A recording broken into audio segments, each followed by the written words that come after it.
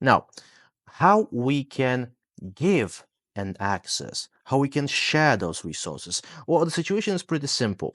We need to have somebody to whom those resources will be sent as an additional option for the connection, right?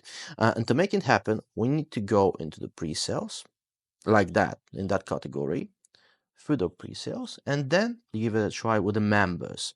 And we'll have to add a member just to invite, right? So in this scenario, we'll be using user one, and we'll just simply send an invitation to that person.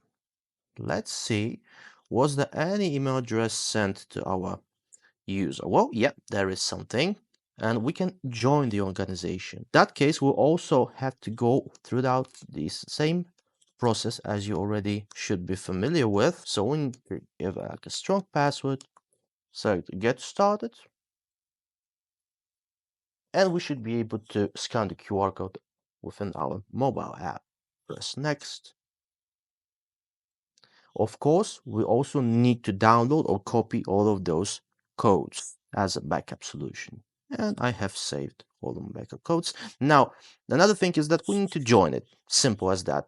Click the join button, but there will be a situation where there will be nothing inside of it. So now we need to get back to the owner page, double check if the invitation was accepted. It seems so.